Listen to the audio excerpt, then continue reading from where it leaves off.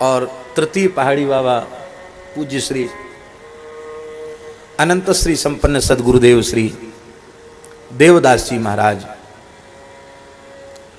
इनका जीवन भी ऐसे ही विलक्षण जीवन था। आपका जन्म ब्रज में तो नहीं हुआ, उपव्रज में हुआ, ब्रज के निकट, ब्रज से समीपे उपव्रजम, ब्रज के निकट जन्म हुआ। वहां तक ब्रज की संस्कृति है। एक छोटे से कमतरी गांव में आपका सनाढ्य विप्र कुल में, कौशिक गोत्रीय ब्राह्मण कुल में, उपाध्याय कुल में आपका जन्म हुआ। ये दो भाई थे, महाराज छोटे थे, अभी छोटे बालक ही थे, मुश्किल से आयु रही होगी 12-13 वर्ष की। जनेऊ तो आपका परिवार में संस्कार पवित्र थे तो समय से हो गया था। उस मंदिर का भी इस बार हम दर्शन करके आए जहाँ की ये घटना है। तो मंदिर है वहाँ, राम जानकी का मंदिर कहा जाता जगिया। वहाँ कीर्तन हो रहा था और महाराज खेलते, बालकों के साथ खेलते खेलते ऐसे ही लेट गए तो नींद आ गई। उसी समय एक भयंकर नाग, वो मणिधर सर्प ही था, वो सर्प नाग आया और आकर इनके पेट पर कुंडली मारकर बैठ गया। और जहाँ धौंकनी चलती है ना, जहाँ, इस धौंकनी की जगह को अपनी जीभ से चाटने लग गया। उसके ठंडे ठंडे स्पर्श और चाटने से आपकी आंख खुली और देखते ही तो एकदम बोलती बंद। भला कौन बोल सकता है ऐसी स्थिति में। और वो सांप बड़ी जोर की आवाज कर रहा था। उसकी आवाज को सुनकर लोगों का ध्यान गया और कितने जल्दी परिसर खाली हो गया पता ही नहीं चला। गाने बजाने वाले भी लोग बैठे थे, कुछ कीर्तन भजन हो रहा था, वो सब भाग गए, ढोलक और हारमोनिया छोड़ के सब भाग गए। महाराज के शरीर के पिताजी भी वहाँ थे, उनको गाने बजाने का शौक था, वो भी गाते बजाते, वो भी चले गए। महाराज जी कहते उसी समय हमें ज्ञान हो गया कि ये सर्प नहीं है, यह साक्षात काल है, सारी सृष्टि को यही निगल रहा है और मानव शरीर का फल तो भगवान का भजन है। कहा, हे रघुनाथ जी, आपके मंदिर में हम पड़े हैं, काल मेरी छाती पर बैठा है और धौंकनी चाट रहा है। यदि आप हमें जीवन देंगे तो फिर बचा हुआ जीवन हम आपके चरणों में ही न्यौछावर करेंगे, केवल भजन करेंगे, दूसरी प्रवृत्ति नहीं करेंगे। ऐसा मन में संकल्प करते ही वह नाग, उसने चाटना बंद कर दिया और दाहिने कंधे की ओर से उतरा। महाराज तो लेटे ही थे, सिर के ऊपर पूरा फण फैलाकर उसने छाया की और फिर उनके चरणों की ओर से होकर पूरी परिक्रमा की उस नाग ने। और जब वो आगे गया तो महाराज जी उठ के खड़े हुए तो नाग मुड़ गया और पूंछ के बल पे खड़े होकर महाराज सुनाते थे, मैंने देखा इतना बड़ा फण होगा उसका। अब मैं फुट तो नहीं गिन सकता हूं पर इतना बड़ा फण उसका होगा। कहते उसी क्षण संसार से इतना तीव्र वैराग्य हुआ कि अब माता पिता भाई मित्र किसी के प्रति अणु मात्र ममता नहीं रह गई। एकदम सब संसार के प्रति उदासीनता आ गई और अपने आप भीतर से राम राम राम राम राम राम राम राम राम राम राम राम अपने आप जप होने लग गया। हम अंतर्मुख हो गए। पिताजी ने स्वयं पंडित थे, ठीक करने की कोशिश की, नहीं हुआ तो गोरमी में एक बहुत अच्छे शास्त्री जी थे, ज्योतिष के बड़े विद्वान थे, उनके पास ले गए, सारी घटना सुनाई। तो उन गोरमी के शास्त्री जी ने कहा, इनका जन्मांग देखकर और सर्प छाया किया मणिधर सर्प ने, इसका विचार करके उन्होंने कहा कि ये बालक, इस प्रकार के संस्कार वाला बालक या तो सारी धरती का चक्रवर्ती सम्राट होता है या फिर यति सम्राट होता है, योगी राज होता है। तो बोले राजा वाले ग्रह तो प्रबल नहीं है, पर ये महान योगी महान तपस्वी होगा, संत समुदाय में राजाधिराज के समान यह गरिमा प्राप्त करेगा। महाराज जी का भाव और पुष्ट हो गया कि अब तो साधु बनना ही है। बोलती अपने ओर से बोलना बंद कर दिया था। लोग सोचते थे कि सांप के चाटने से बोली चली गई, लेकिन बोली गई नहीं थी, वाणी गई नहीं थी। आपने अपनी इच्छा से बोलना बंद कर रखा था। एक दिन कुछ समय बाद सहज वैराग्य हुआ और फिर भाग चले और घर से निकलकर कहाँ कहाँ ट्रेन में बैठकर कैसे जगन्नाथपुरी पहुँच गए। जगन्नाथपुरी पहुँच गए तो वहाँ जगन्नाथ जी को महाप्रसाद तो सबको मिलता ही है, वहीं पड़े रहते, आसपास कहीं भी लेट जाते। और महाराज जी सुनाते थे, कभी कभी बहुत ध्यान से सुने, महाराज जी सुनाते थे कि एक बालक हमको रोज मिलता और हमको 2 पैसा देता। कितना पैसा? एक बालक रोज हमको मिलता और हमको 2 पैसा देता। पैसा तो था नहीं पास में, तो 2 पैसा इसलिए देता था कि 2 पैसे में एक बड़े दोना भर के काजू मिलता था। तो महाप्रसाद तो जगन्नाथ जी का भोग जगन्नाथ जी की इच्छा से लगता, कब लगेगा, कब मिलेगा। और वहाँ आनंद बाजार में तो कुछ सेवा दो तो मिलेगा, बिना सेवा दिए मिलेगा भी नहीं। फिर भी कोई ना कोई साधु को पवा देता अपनी ओर से भी थोड़ी सेवा करके। तो महाराज जी कहते कि 2 पैसा का एक भर दोना काजू आता था और वो पैसा मिलते ही हम तुरंत बाहर से काजू खरीद लेते, जगन्नाथ जी को अर्पित करके काजू पा लेते। काजू रोज पाए, महीनों तक वहां काजू पाए, 1-1.5 महीने तक। एक दिन अकस्मात चित्त में बहुत विक्षेप हो गया। विक्षेप हो गया तो प्रायः हम मौन रहते, अपनी इच्छा से मौन रहते थे। नाम तो भगवान का बोलते थे, पर चाहते बोलना तो बोल सकते थे। तो कहते वहां एक वृद्ध महात्मा से हमने पूछा कि अब बहुत विक्षेप हो रहा है, बिल्कुल यहाँ मन नहीं लग रहा, क्या कारण है? उन महात्मा ने कहा, तुम्हारी माता मरणासन्न है, तुम्हारे वियोग में मृत्यु शैया पर पड़ी है और तुम्हारी बार बार चिंता कर रही है, तुम्हारे लिए रो रही है, इसलिए तुम्हें विक्षेप हुआ है और उसकी मृत्यु के पूर्व तुम्हें उसके निकट जाना ही चाहिए, माँ की इच्छा पूर्ण करनी चाहिए। तब आप वहां से चलकर फिर पधारे और आकर के आपने माँ का दर्शन किया। माँ बिल्कुल सूख के कांटा है गई। लोगों ने बताया कि तो कुछ खाती पीती नहीं है, खाली रोती रहती है। 2 महीना से ऊपर हो गया। तब महाराज जी को भी रोना आ गया मैया के प्रेम को देख करके। तो मैया को फिर प्रेम से पवाया। आज मैया ने कुछ थोड़ा सा अन्न ग्रहण किया, बहुत प्रसन्न हुई और मैया बोली कि मैं मर जाऊं तो तू चलो जाइयो, बस भले ही तू पढ़े लिखे नहीं, भजन कर, पर मैं मर जाऊं तो चलो जाइयो। हमने भी किधर, ठीक है मैया इतना प्रेम है तो जब तक तुम्हारा शरीर है यहीं रहूंगा, फिर चला जाऊं। मैया धीरे धीरे ठीक होने लगी, शरीर में शक्ति आने लगी।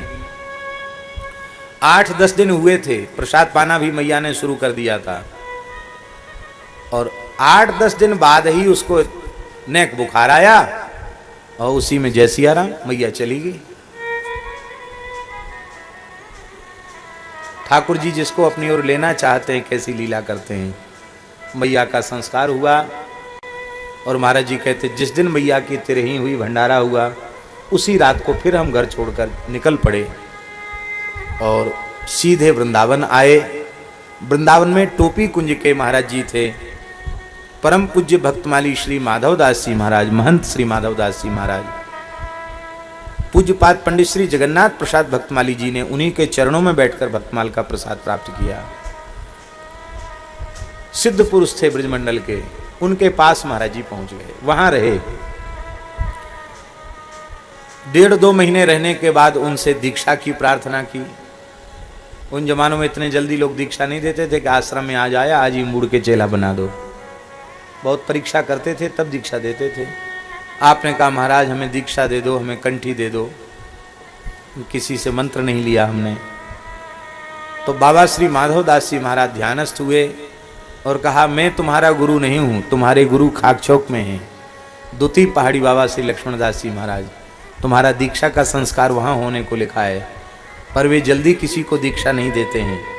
पर आज ही तुम चले जाओ और कहना कि बाबा मेरा नाम लेकर बोलना कि उन्होंने भेजा है और दीक्षा की प्रार्थना की है। उन्होंने कहा कि महाराज से दीक्षा ले लो।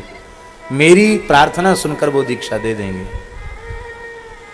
श्री लक्ष्मणदास जी महाराज ने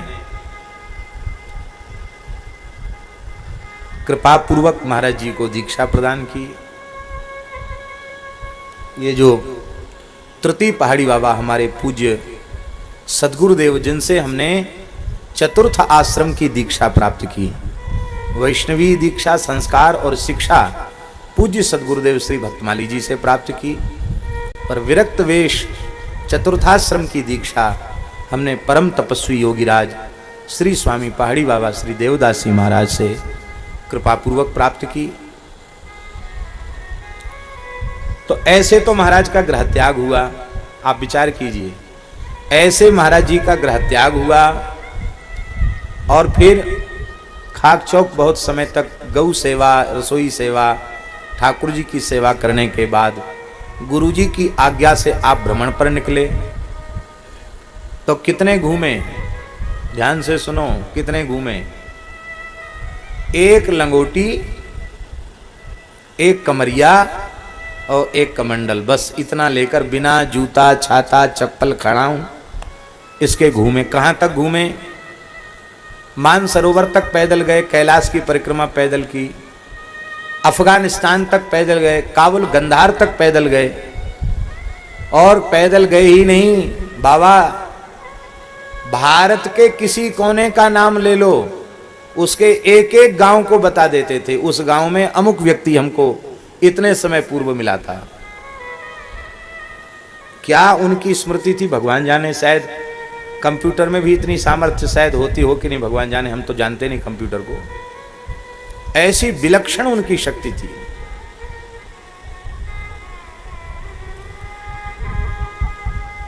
भारत पाक विभाजन तो था ही नहीं। पूरे देश का 21 वर्षों में उन्होंने भ्रमण किया। कितने साल घूमे? 21 वर्ष। रोटी मांग के नहीं खाते थे, चुटकी आटा मिल जाता, उसी को एक टिक्कड़ धुनी पर बना लिया और वो 24 घंटे में एक बार खा लिया। गाजीपुर में गंगा किनारे एक महान तपस्वी संत थे, बड़े योगीराज थे, उनसे आपने हठयोग की क्रियाओं को प्राप्त किया। प्राणायाम में बहुत कुशलता प्राप्त की आपने। सभी आसन आपको सिद्ध थे, लेकिन अभी मन की प्रसन्नता नहीं हुई, क्योंकि महाराज जी जो चाहते थे वो अभी उन्हें नहीं मिला था। तो खाक चौक में महंत पद पर बैठने के बाद सन 1932 में महंत पद पर बैठे। किस सन में? 1932 में महंत बन गए और अपने गुरु भाई को सेवा संभला करके बिना किसी को बताए अकस्मात फिर खाक चौक से चल पड़े भजन और तपस्या के लिए। मन में धुन चढ़ी कि कागभूषुंडी जी पर विशेष कृपा महाकालेश्वर उज्जैन में हुई, हम उज्जैन में जाएंगे। मन में भाव बन गया, उज्जैन की ओर चले। पैदल पैदल चलना था। चलते चलते देवास के निकट पहुंचे जंगल में। तो वहां एक शिवालय था बहुत पुराना, जंगल में ही। उस शिवालय में आप लेट गए, बहुत थके हुए थे, लेट गए। जैसे ही लेटे, थोड़ी नींद लगी ही होगी कि अकस्मात किसी महापुरुष ने आपकी जटा पकड़ के आपको सोते से उठाकर बिठा दिया। आपने जैसे ही नेत्र खोले तो इतना प्रकाश के नेत्र चकाचौंध से भर गए। उस प्रकाश में अखंड विभूति धारण किए हुए, डमरू और त्रिशूल लिए हुए भगवान शिव साक्षात प्रकट हुए।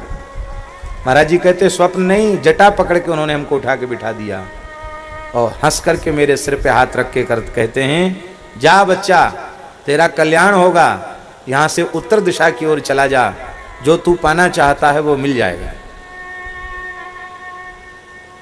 ये कह के अंतर्धान हो गए। बोले मैंने निश्चय किया जब तक मन को पूरी तरह संतुष्टि देने वाले कोई महान सिद्ध पुरुष नहीं मिलेंगे तब तक मैं उत्तर दिशा छोड़ूंगा नहीं। चल पड़े। ये बात है अगहन की, अगहन महीना, मार्गशीर्ष मास की बात है। मार्गशीर्ष में ठंड शुरू हो जाती है। तो उन्होंने देखा कि एक छोटा सा बालक 5-6 साल की उम्र होगी, एकदम नग्न, वो सामने से आता हुआ दिखाई पड़ा। तो महाराज जी कहते थे कि हमको बड़ा आश्चर्य हुआ, इतनी ठंड में ये नंगा घूम रहा, हो सकता है जंगल का बालक हो, गरीबी है ये, और जंगली बालक हो, लेकिन अकेला है, घूम के नंगा कैसे घूम रहा है। तो महाराज जी ने उससे पूछा, बालक भगवान, यहाँ आसपास में कोई जंगल में संत रहते हैं क्या? वो बालक हंसकर बोला कि बाबा, ऐसे संत रहते हैं कि मिट्टी छू दें तो मिस्री बन जाए। कह के अंतर्धान हो गया। आप आगे बढ़े, वे ही संत परमहंस स्वामी श्री रामानुजदास जी महाराज आपको दिखाई पड़े। केवल शरीर पर एक कौपीन मात्र थी, जटा इतने विशाल थे कि चमेली के झाड़ पर फैलाया गया था उनको, माने लटका नहीं सकते, सिर में इतने जटा थे उनके। जटा चमेली के झाड़ पर फैले थे और बाबा बैठे थे धूना पर। जैसे ही आपने जाकर प्रणाम किया, प्रणाम करते ही उन्होंने कथा कहनी आरंभ की, बिना किसी परिचय के। प्रणाम करते ही बोले, तुम्हारा जन्म ब्रज के निकट मुरैना जिले में अमुक गांव में, अमुक गोत्र में, अमुक परिवार में तुम्हारा जन्म हुआ, और ऐसी ऐसी घटना से तुमने गृह त्याग किया।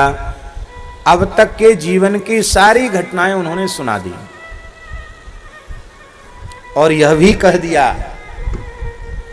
कि तुमको मार्ग में भगवान शिव का दर्शन प्राप्त हो चुका है, लेकिन एक भूल तुमसे अब हो गई है। क्या? बोले, जो नंगा बालक मिला था वो बालक नहीं थे, वो सनकादिकों में से साक्षात श्री सनत कुमार जी थे।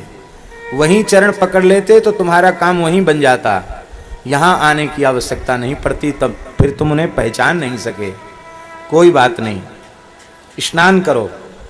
कुइया थी, आज भी वो कुइया है। स्नान किया, स्नान करके फिर क्या महाराज जी को बताया और क्या दिया, ये बात महाराज जी नहीं बताते थे। कहते बस स्नान करके मुझे सामने बिठाया, अब मुझे जो मिलना चाहिए था वो मुझे मिल गया। जिसके लिए घर छोड़ते साधु बनते, वो काम हमारा पूरा हो गया। ऐसा कह करके महाराज जी बहुत भावुक हो जाते थे।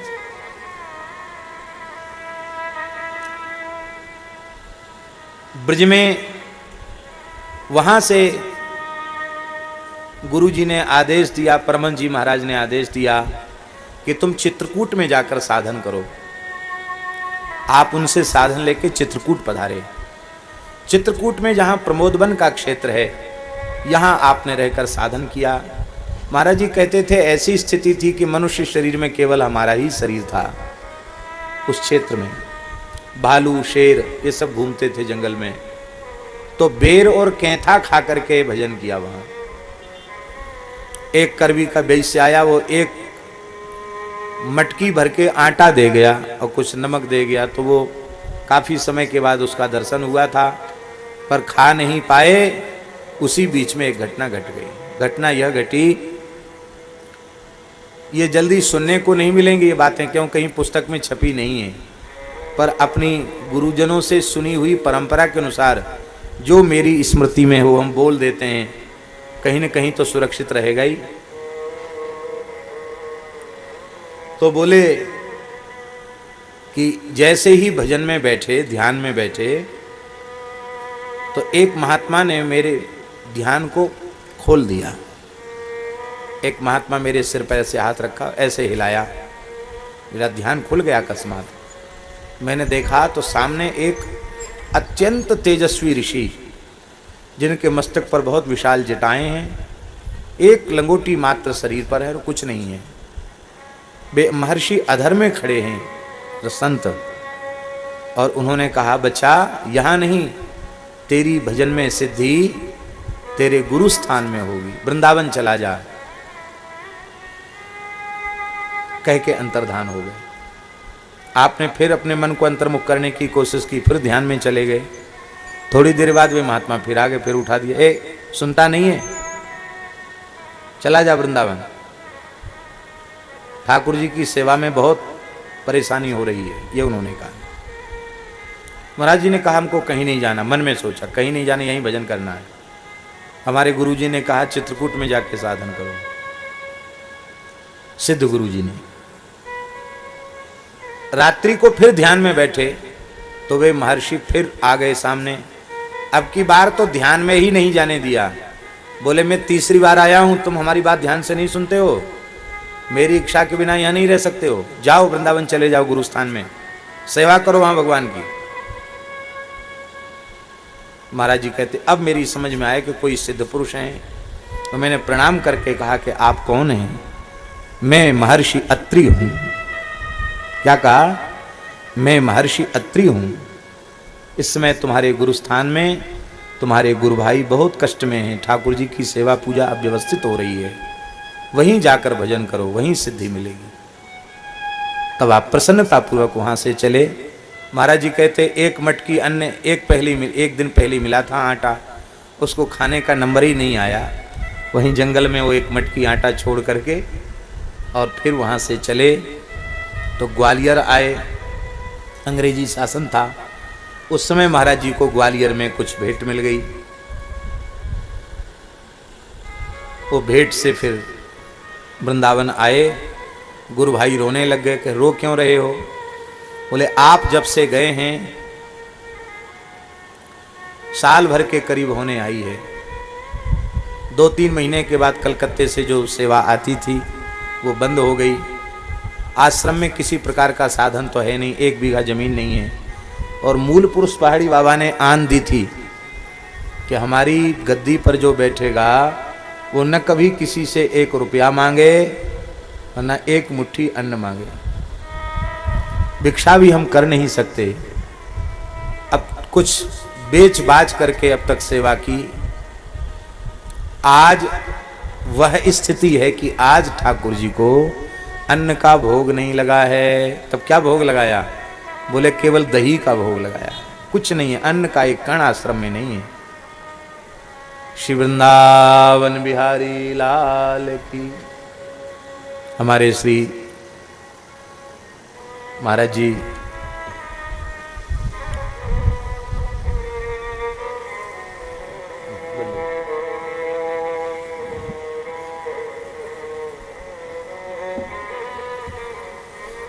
श्री वृंदावन बिहारी लाल की।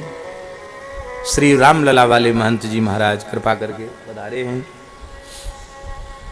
तो महाराज जी कहते थे कि जो कुछ था वो हमने दिया, उसे कुछ आटा दाल चावल आया और कुछ पैसा था, उसकी जलेबी आई।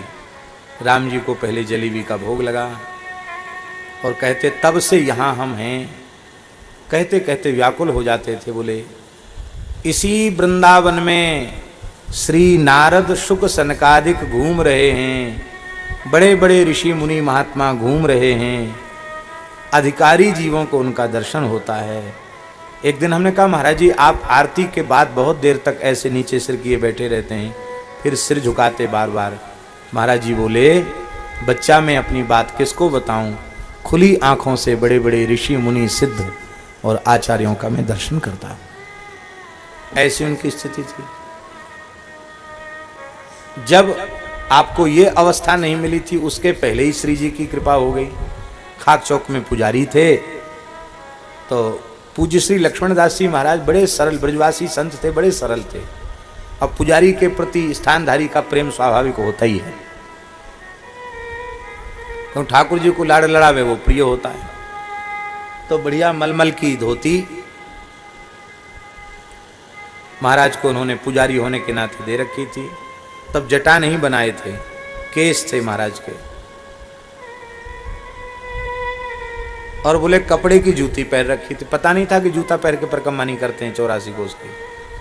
तो चमोली बन है ना, तो चमेली बन के पहले एक खेत की मेड़ से जा रहे थे तो 3 छोरियां बहुत जोर से हंसी। 3 लालियां थीं और तीनों बड़ी जोर से हंसी। ए बाबा सुने ना है, कहाँ जा रहे हो? दूल्हा सो सजो धजो कहाँ जा रहे हो? तो इनको बड़ा खराब लगा कि ब्रज की कन्याएं भी बड़ी कैसे स्वभाव की होती हैं बताओ। में जवान संत मुझे दूल्हा बता रही है। तो महाराज जी कहते गुस्सा तो है पर उनसे क्या करते, सिर हमने झुका लिया, उनकी तरफ ठीक से देखा भी नहीं। ए बाबा नीचे नार डार के का देख रहा, हमारी बात तो सुन। ऐसी मलमल की धोती पहन के और जूता पहन के साधु नाए बने। साधु बननो है तो यहाँ ते थोड़ी दूर चमेली बने, चमोली बने, वहां एक लंगोटी में रह, भजन कर, चैटानते कट, तब तो ये भजन को स्वाद मिलेगो। महाराज जी कहते ये बात कह के तत्काल वे तीनों लालियां अंतर्धान हो गए, खड़े खड़े लुप्त हो गई। तब समझ में आया कि यह कोई चमत्कारिक घटना थी, ये सामान्य बालिकाएं नहीं थी। कहते हम तो अपनी साधु वाली मर्यादा में थे तो हमने आंख उठाकर देखा ही नहीं, उनके चेहरे की तरफ तो देखा ही नहीं। अब चमेली वन में गए, अपनी झोली भी दे दी, अचला भी दे दिया, उसमें कहाँ कपड़ा मिलता था, एक लंगोटी में वहाँ रहे, जमीन में ही सोते, ब्रजरज में ही, और लाल लाल मुड़ के चेंटा पेड़ों से गिरते, वो काटते तो खून निकल आता।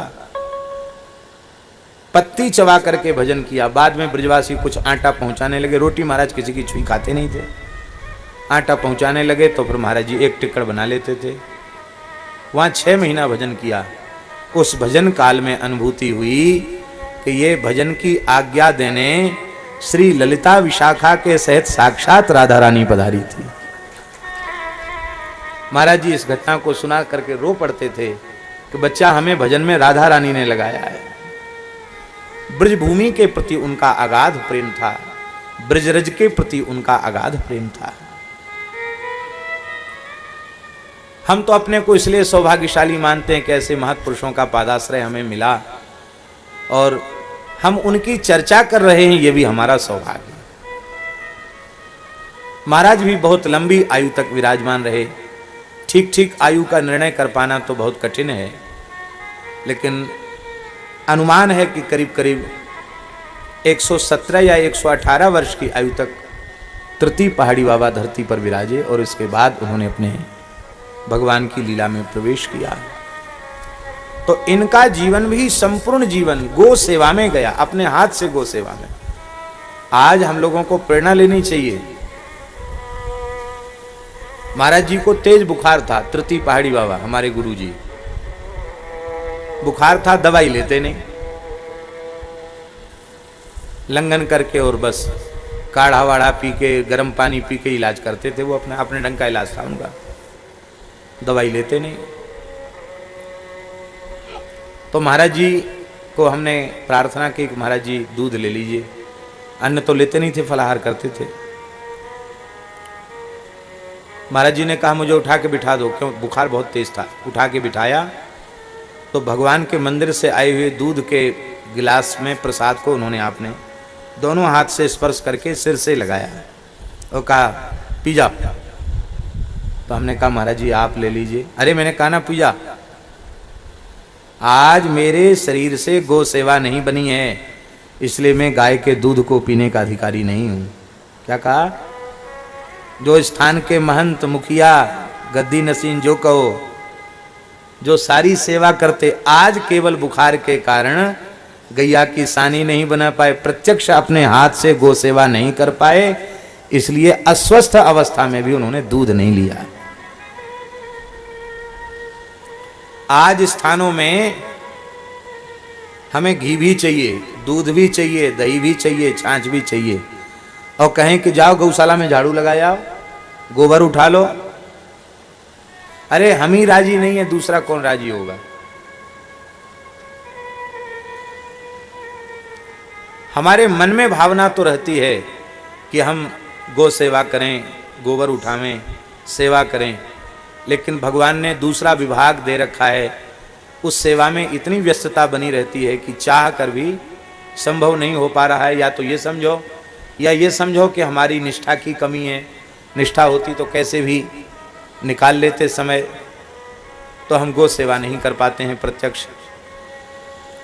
पर यह उनका जीवन था। जिस दिन भगवत धाम गए उस दिन भी अपनी आसन के नीचे से कुछ पैसा लेकर कहा हरा पालक खरीद के लाओ, मैं गैया को खिलाऊंगा। अपने हाथ से शरीर भगवत धाम जाने के आधा घंटे पहले अपने हाथ से सब गैयों को बुला करके अपने हाथ से हरा के लाया महाराज जी ने, और फिर थोड़ा काढ़ा पिया, स्नान करने गए, स्नान करके आए और आसन पर बैठ गए। बोले हमको थोड़ा पसीना और घबराहट हो रही है। हम अयोध्या जी में श्री छोटी छावनी में श्री भक्तमाल जी की कथा कह रहे थे, 2003 की बात है, और पूज्य श्री बक्सर वाले मामा जी राम कथा कह रहे थे और दास भक्तमाल की कथा कह रहा था। उस समय की बात है। भगवत धाम जाते समय उन्होंने हमारी स्मृति की, उनको बुलाओ, मैं कुछ कहना चाहता हूं। हम अनुपस्थित थे और ये बात अनेकों बार कही थी, जिस समय मैं चाह लूंगा कि मुझे जाना है, बैठे बैठे चला जाऊंगा, बैठे बैठे चले गए। सुमन माल जिमि कंठते गिरत न जाने नाग। ऐसे पूज्य गुरुजनों की स्मृति, तो दास के मन में यह विचार आया और पूज्य पथमेड़ा वाले महाराज जी के साथ बैठकर एकांत में चर्चा हुई, तो उन्होंने कहा कि ये शताब्दी महोत्सव की जो प्रेरणा मन में जगी है और इन दोनों महापुरुषों का स्मरण पूरे देश में सब तीर्थों में करना चाहते हैं, बहुत अच्छी बात है, लेकिन इसका उद्देश्य इन महापुरुषों की प्रसन्नता प्राप्त करना होना चाहिए। और इन दोनों महापुरुषों की प्रसन्नता किसमें होगी? तो पूज्य पथमेड़ा महाराज जी ने कहा, इन दोनों गोभक्त महापुरुषों की प्रसन्नता इसी में होगी कि सद्गुरु जन्म शताब्दी महोत्सव के माध्यम से संपूर्ण देश में गो उपासना की एक जागृति हो, गो सेवा की क्रांति लोगों में आवे, गो रक्षा की क्रांति आवे, गो सेवा की क्रांति आवे। तो यह संपूर्ण वर्ष ये महोत्सव गोरक्षा गो सेवा की भावना जन जन में जागृत हो, पूरे देश में जागृत हो, पूरे विश्व में जागृत हो, यही एक पवित्र संकल्प लेकर के किया जा रहा है। श्री जी के दरबार में कोई खाली हाथ जाता नहीं। हम सब हृदय से श्री जी से प्रार्थना करें कि हे राधा रानी, हे करुणामयी, हे वृषभानुनंदिनी, हे श्री कृष्ण प्राण वल्लभे, हम सब पर ऐसा अनुग्रह करें कि इसी सद्गुरु जन्म शताब्दी वर्ष के मध्य के काल में ही कोई एक ऐसा अवसर आवे कि कम से कम भारतवर्ष की धरती गोवध के कलंक से मुक्त हो जाए।